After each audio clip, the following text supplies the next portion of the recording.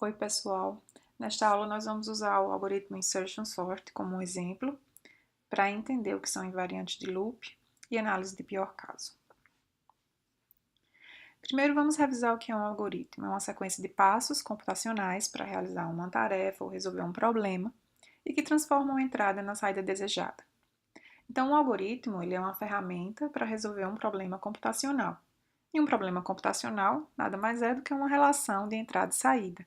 Nós separamos o problema da instância do problema. Então, por exemplo, nós temos aqui um problema de ordenação, que indica que, como entrada, recebe um array de números e, como saída, recebe um array de números de mesmo tamanho, mas em que os números estão ordenados da forma desejada. Aqui nós vemos duas instâncias desse problema de ordenação, em que nós temos os arrays a serem ordenados. Nós analisamos os algoritmos basicamente em dois aspectos diferentes, no aspecto de corretude e no aspecto de eficiência. Um algoritmo é considerado correto, isso é a análise da corretude, quando ele resolve o problema para todas as instâncias possíveis. Um algoritmo é considerado incorreto quando ele é incompleto, quer dizer, ele não resolve todas as instâncias de um problema, mas algumas instâncias ele resolve da forma correta, ou ele não resolve da forma correta, por exemplo, um algoritmo que é uma aproximação. Uma pergunta que eu deixo para vocês é: será que algoritmos incorretos são úteis ou são inúteis? Tipicamente, um bom algoritmo é aquele que é correto e é eficiente. Como é que nós verificamos isso? Vamos usar o Insertion Sort, que é um algoritmo de ordenação, como um exemplo para a gente começar a estudar sobre esse assunto. A ideia do Insertion Sort é que ele vai quebrando o array em subarrays, de forma que os primeiros elementos do array estão sempre ordenados, até que se chegue no final. Então vamos ver um exemplo. Aqui ele começa com esse subarray 5, que já está ordenado, porque um array de um elemento só, obviamente, já está ordenado. E agora ele quer inserir o 1. A ideia é inserir o 1 já na posição correta. Então, o algoritmo vai comparar esse novo valor a ser inserido com os valores anteriores. Quando os valores anteriores forem maiores do que o novo valor a ser inserido, esses valores anteriores vão sendo movidos, vai acontecer um shift desses valores para a direita. Então, vamos ver o exemplo. 1. Quero inserir 1 no subarray que já tem o número 5. Como 1 é menor do que 5, esse 5 tem que fazer um shift para essa posição e o 1 vai ser inserido aqui, que é a única posição que sobra. E aqui nós temos o nosso resto do array. Agora, nós queremos inserir o elemento 3, sabendo que esse subarray já está ordenado, nós queremos inserir esse elemento já na posição correta. Então, 3 é menor do que 5, o 5 vai dar um shift para a direita. 3 é maior do que 1, então 1 continua na posição dele e essa é a posição correta para eu colocar o novo valor de 3. Agora, nós queremos inserir o valor 6.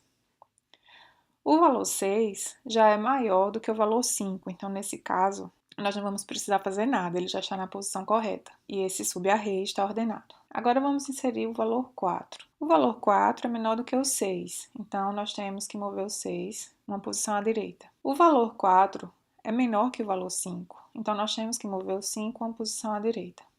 O valor 4 não é menor que o valor 3, então essa é a posição correta de colocar o valor 4. E, finalmente, vamos inserir o elemento de valor 2. Seguindo essa mesma lógica, nós vamos dar o shift no 6, no 5, no 4, no 3. O 1 já está no lugar certo, não vai precisar ser movido. E aqui é o lugar de inserir o novo valor. Então, no final desse algoritmo, nós temos o mesmo array inicial, só que ordenado da forma crescente, que seria, no caso, a forma desejada. Bem, se a gente for escrever um pseudocódigo para esse algoritmo, o pseudocódigo seria esse. Nós temos um for que vai começar de 2, eu não vou começar do valor 1 do array, porque o primeiro elemento do array é aquele subarray que já está ordenado. E eu vou de 2 até n, que é o comprimento do meu array, por exemplo. O próximo elemento a ser inserido, no caso, é o elemento a índice j. E o índice que eu vou usar para ir voltando no subarray já ordenado é o i, que inicia no valor j-1. Então, enquanto o i é maior do que zero e o valor que está na posição i do subarray já ordenado é maior do que o próximo elemento a adicionar, esse aqui é o momento em que eu vou fazer o shift dos números que são maiores do que o elemento a ser adicionado. E vou voltando no array até chegar na posição 0 ou até chegar em um elemento, até chegar em uma posição em que o elemento é menor do que o elemento a ser inserido. E nesse último comando, a gente simplesmente insere o novo elemento na posição correta. Quando existe um loop dessa forma em um algoritmo, nós podemos usar invariantes de loop para avaliar a corretude do algoritmo. Então, existem propriedades que se mantêm verdadeiras para todo o loop.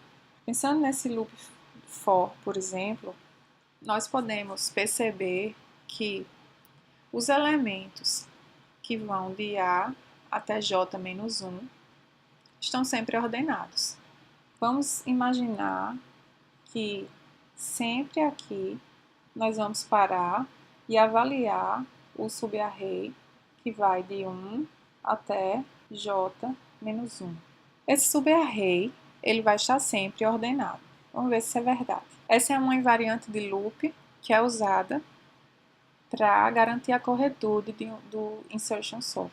As invariantes de loop elas têm três propriedades, né? A propriedade da inicialização, da manutenção e do término. A propriedade da inicialização indica que essa condição, quer dizer, essa invariante de loop, de que o array de 1 até j-1 está sempre ordenado, ela deve ser verdadeira antes da primeira iteração, no início de todas as iterações, e ela deve ser verdadeira ao sair do loop. Vamos verificar. Na inicialização, essa invariante é verdade antes de entrar no loop, a invariante de que esse subarray de 1 até j-1 está ordenado. Na verdade, antes de entrar nesse loop, nós temos j igual a 2 e a índice 1 é o único elemento do array que, obviamente, está ordenado. Manutenção. Será que essa invariante é verdade no início de todas as iterações? Também é verdade. Se nós pararmos sempre nessa seta cor-de-rosa aqui, para avaliar quem é o subarray A que vai de 1 até j-1, nós vamos ver que ele vai estar sempre ordenado. Logo depois de atribuir um novo valor a j, A que vai de 1 até j-1 é exatamente o array ordenado. Finalmente, no término. Quando o loop termina, a invariante vai apresentar uma propriedade que demonstra a corretude do algoritmo. Então, quando esse loop termina, j vai ser igual ao comprimento do array mais 1, quer dizer, vai ser igual a n mais 1. Então, a nossa invariante agora vai de 1 até n mais 1 menos 1, quer dizer, vai de 1 a n. É o nosso array completo. E a nossa invariante de loop diz que ele vai estar ordenado. Essa é a garantia, usando invariantes de loop que nós temos, de que esse algoritmo está correto. Agora vamos analisar esse algoritmo em termos de eficiência do tempo ou em termos de número de operações básicas que ele precisa para executar, para resolver o problema. Existe um custo aí computacional que vai depender, por exemplo, do hardware, da plataforma que a gente estiver usando, para executar cada uma dessas linhas aqui desse pseudocódigo.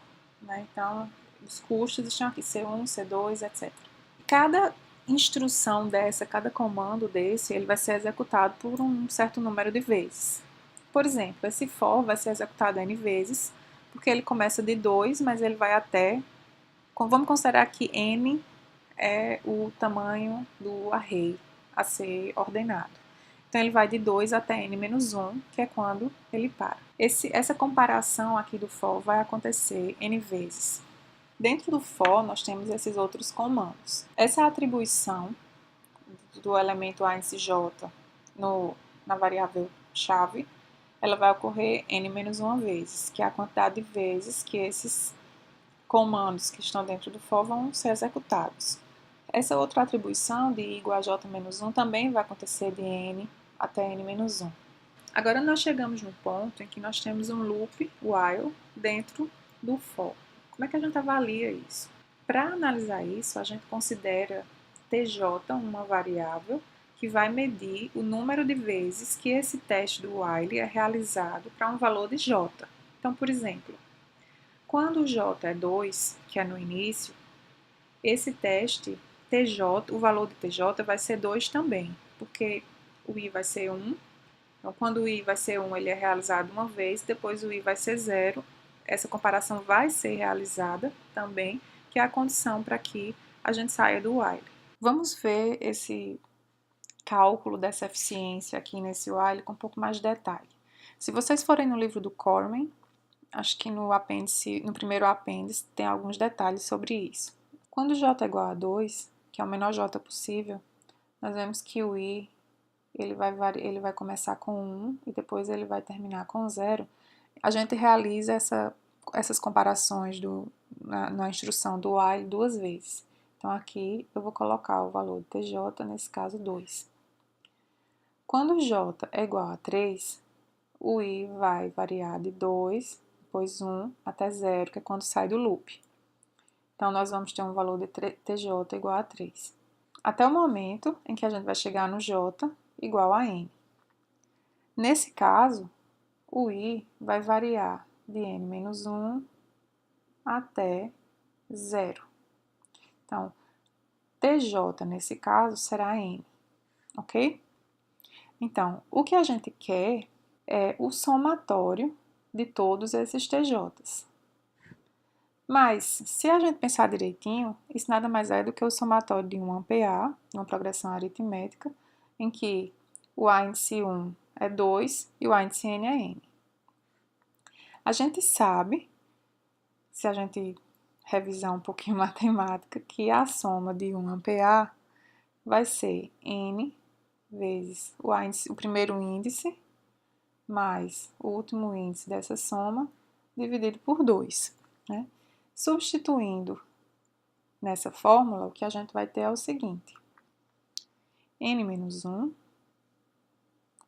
vezes n-1, que é o número de elementos que a gente tem, vezes 2, que é o índice 1, mais n, que é o índice n, sobre 2. Isso vai ser igual a n-1 sobre 2, mais 2 sobre 2, mais n sobre 2, que é igual a n vezes n menos 1 sobre 2 mais 1. Então, quando nós voltamos para esse algoritmo, nós sabemos agora qual é o valor, nós sabemos calcular agora qual é esse valor desse somatório aqui, que vai de 2 até n de tj. Agora, o que a gente precisa é saber calcular de uma forma muito similar o somatório que vai de 2 a n. Esse somatório de 2 a n vem porque nós estamos dentro desse for, então isso vai acontecer n menos 1 vezes. Somatório que vai de 2 a n, mas agora a gente não vai considerar o tj cru, como a gente considerou aqui nessa comparação. Nós agora vamos considerar tj menos 1, porque esse comando aqui, ele sempre vai ser executado uma vez a mais do que esses comandos que estão dentro do while, porque a última vez é a vez em que essa condição não é mais verdadeira e eu vou sair do loop, né? Então, vamos analisar como é que a gente analisa de uma forma muito semelhante o somatório de 2 a n de tj menos 1. Vamos entender melhor como é que nós calculamos o somatório de 2 até n de tj. J inicia sendo 2. Nesse caso, o i é 1. E nós vamos decrementando o valor de i, e a condição do while é que o i tem que ser maior do que 0. No caso de j igual a 2, o i vai começar com 1 e logo em seguida o i vai para 0, na situação em que essa condição agora não é mais verdade, eu vou sair do while. Então, no caso de tj para j igual a 2, a gente vai ter t2, que é igual a 2. Eu vou executar a instrução while 2 vezes. Uma quando o i é 1 e outra quando o i é 0. Seguindo esse raciocínio, nós vamos ver t2 é igual a 2, T3 é igual a 3, Tn vai ser igual a N. Na verdade, esse somatório aqui equivale ao somatório de 2 até N do próprio J, porque nesse caso o TJ é igual ao J. Esses valores aqui do TJ que a gente quer somar, a gente pode considerar isso como uma progressão aritmética de razão 1. Existe uma fórmula para calcular a soma dos termos de uma PA, que é N, a índice 1 mais a índice N sobre 2. E nós vamos usar exatamente essa fórmula para calcular o valor desse somatório de TJ. Então, a gente sabe que o nosso A índice 1 é igual a 2 e que o A índice N é igual a N.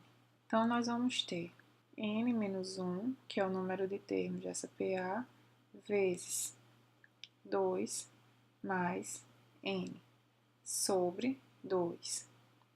Isso vai ser 2N mais N ao quadrado menos 2 menos N sobre 2, que é igual a N ao quadrado mais N menos 2 sobre 2, que seria igual a N vezes N mais 1 sobre 2 menos 1.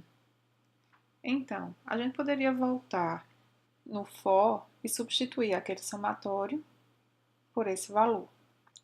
De forma muito semelhante, nós calculamos esse somatório que vai de 2 até n, mais de tj menos 1. Nós sabemos que esse comando aqui, o while, ele vai executar uma vez mais do que os comandos que estão dentro do while, porque na última vez o valor de i é tal que essa comparação não vai mais resultar no valor verdadeiro. No caso, o que nós queremos agora calcular é o somatório de 2 até n, não mais de j, mas de j menos 1. Lembrando que nós percebemos que tj é exatamente igual a j. Então, nós temos a seguinte PA para somar. 1, que é o primeiro valor, porque o primeiro valor do j é 2.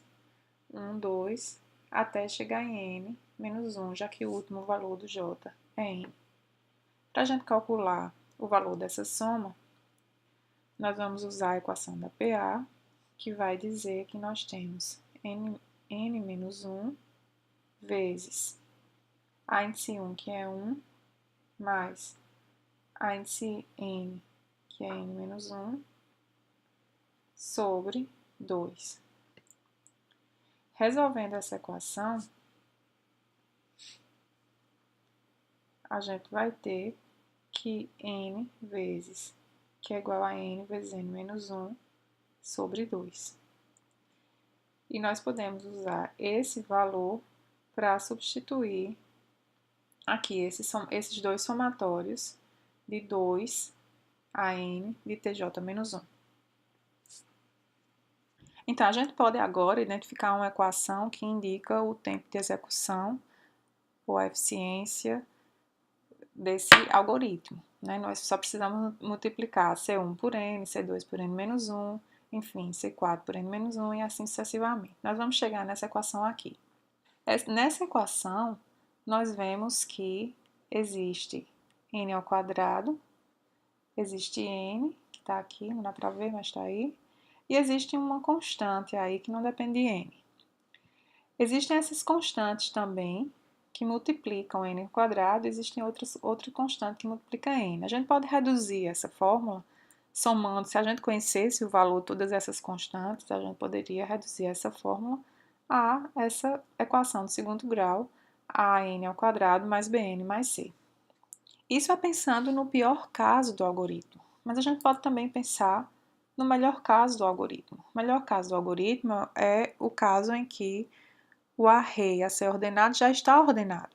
O que vai acontecer nesse caso é que nós não vamos entrar nesse loop. Todas as vezes que a gente chegar nesse loop, o que vai acontecer é que o novo elemento a ser inserido, ele é maior do que o elemento anterior, então ele já está no lugar certo, então nada vai precisar ser feito. Nesse caso, todo TJ agora vai ser 1. Nesse caso, o que vai acontecer é que esses termos que levavam o n a ser elevado ao quadrado, eles vão deixar de existir. Esse primeiro termo vai ser substituído por n-1, e esses outros termos a gente não vai nem precisar executar, porque a gente não vai precisar nunca entrar no while, né? Então, com essas modificações, a gente tem uma equação de melhor caso que ela não é quadrática. Ela é B, é uma constante, vezes N mais C, né? Então, é possível que a gente estude os melhores casos, o melhor caso, o pior caso, o caso médio dos algoritmos, mas, tipicamente, a gente foca no pior caso, porque o pior caso, ele dá pra gente um limite superior do máximo, do pior que esse algoritmo pode vir da pior eficiência que esse algoritmo pode apresentar, né? E para qualquer entrada, né? Para alguns algoritmos, esse pior caso ocorre com frequência. Então, por exemplo, um algoritmo de busca pode com frequência ter que executar o pior caso em que o elemento simplesmente não existe. O caso médio, ele, em geral, ele é tão ruim quanto o pior caso.